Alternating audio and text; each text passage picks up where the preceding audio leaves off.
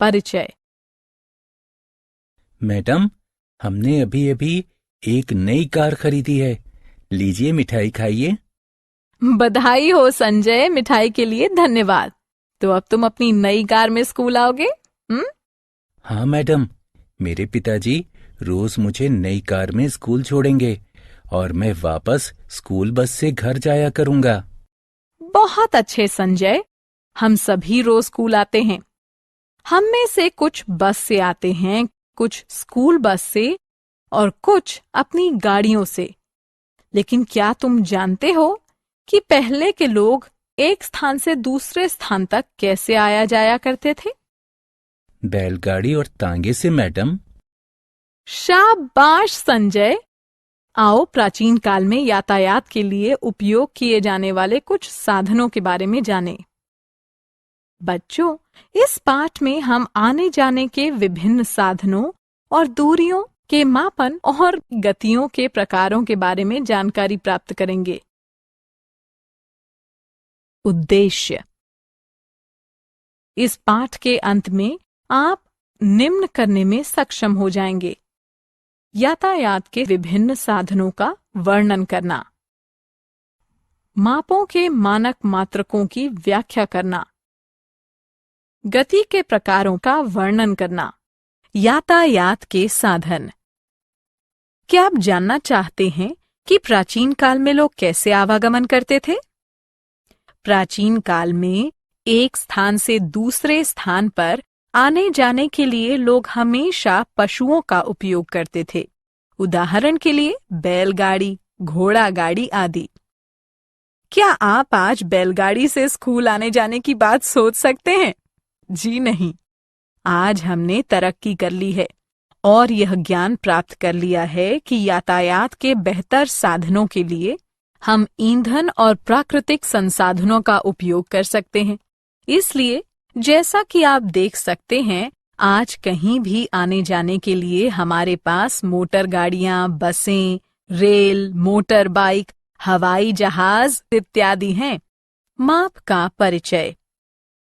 क्या आप जानते हैं लोग कैसे समझते हैं कि उन्होंने कितनी दूरी तक यात्रा की है या किसी कुर्सी की टांग की लंबाई कितनी है? यह कार्य मापन क्रिया से किया जाता है। माप का अर्थ किसी अज्ञात राशि यानी परिमाण की उसी प्रकार की कुछ ज्ञात राशि से तुलना करना है। यह ज्ञात निश्चित राशि मात्रक कहलाती है। जब आप इस गणना का परिणाम निकालते हैं तो आपको माप के दो भाग प्राप्त होते हैं, एक संख्या और दूसरा माप का मात्रक। आप एक स्थान से दूसरे स्थान की दूरी की गणना भी कर सकते हैं, जैसे स्कूल से आपके घर की दूरी। माप के मात्रक। प्राचीन काल में माप के मात्रकों में एक पैर, एक कदम की दूरी और हाथ की चौड़ाई का उपयोग किया जाता था, किंतु इन्हें सही मानना कठिन होता था क्योंकि लोगों के पैरों की लंबाई में अंतर होता था। मात्रकों को मानक रूप देने के लिए मीटरी पद्धति का उपयोग शुरू हुआ। यह पद्धति मापन का एक मानक मात्रक है और आज प्रचलित मापन के मानक मात्रकों की प्रणाली अंतर्राष्ट्रीय मात्रक प्रणाली यानी international system of units SI मात्रक कहलाती है। SI मात्रक की लंबाई 1 मीटर होती है। प्रत्येक मीटर को 100 समान भागों में बांटा जाता है। इन्हें सेंटीमीटर यानी cm कहते हैं। प्रत्येक सेंटीमीटर के 10 समान भाग होते हैं। इन्हें मिलीमीटर यानी mm कहा जाता है। दूरियों के मापन के लिए हम एक शब्द का उपयोग करते हैं जिसे किलोमीटर कहा जाता है। लंबाई का मापन। किसी वस्तु की लंबाई मापने के लिए हमें एक सही उपकरण की जरूरत होती है ताकि सटीक परिणाम मिले। उदाहरण के लिए बढ़ई का मापक औजार दर्जी के मापक उपकरण से भिन्न होता है। अगर इनका उपयोग एक दूसरे के स्थान पर किया जाए तो आप अंदाजा लगा ही सकते हैं कि इससे कितनी गड़बड़ होगी। वक्र रेखा की लंबाई मापना। किसी वक्र रेखा को मापने के लिए मानक मापक फीता पर्याप्त नहीं होता। वक्र रेखा की सही लंबाई जानने के लिए आपको एक भिन्न उपकरण का सहारा लेना है। मापन के लिए आप वक्र रेखा के बराबर धागे का उपयोग करें। आप धागे का उपयोग उसे वक्र के एक सिरे से दूसरे सिरे तक खींचकर करेंगे। ऐसा करने के बाद आप धागे को सीधा तानें और उसकी लंबाई मापें। आपको वक्र की सही लंबाई मालूम हो जाएगी। गतिशील वस्तुएं। आप देखेंगे कि कुछ वस्तुएं जब आप उन पर बल का उपयोग करते हैं तब चलती हैं या अपने आप चलती हैं। जैसे आप मधुमक्खियों को एक फूल से दूसरे फूल पर उड़ते हुए देखेंगे। इसी तरह आप देखते होंगे कि बिजली चालू कर देने पर किसी पंखे की पंखड़ी घूमती है। इसे गति कहा जाता है। इसकी व्याख्या किसी वस्तु की स्थिति में समय के साथ होने वाले परिवर्तन के रूप में की जाती है। गतियों के प्रकार। जैसा कि आप जानते हैं, गति किसी वस्तु की स्थिति में समय के साथ होने वाला परिवर्तन है।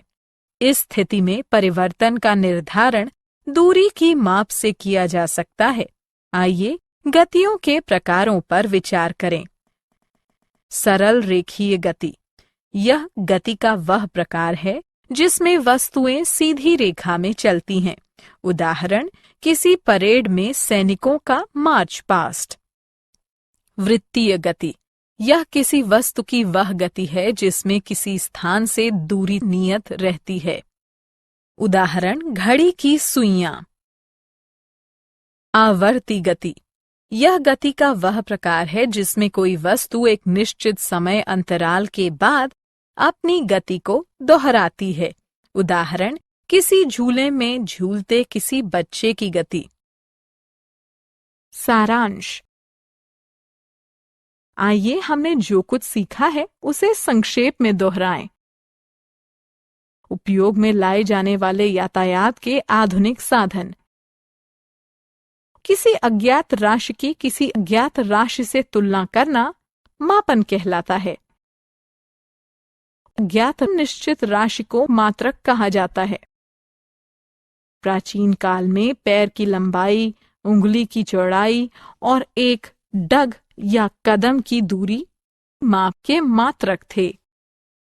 आज प्रचलित माप की मानक मात्रिक पद्धति अंतर्राष्ट्रीय मात्रक प्रणाली यानी SI मात्रक के रूप में जानी जाती है। किसी वस्तु की लंबाई मापने के लिए हमें सही उपकरण का उपयोग करना चाहिए ताकि परिणाम सटीक हो।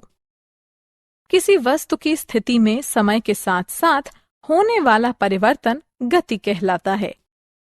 गतियों के 3 प्रकार होते हैं: सरल रेखीय, आवर्ती और वृत्तीय।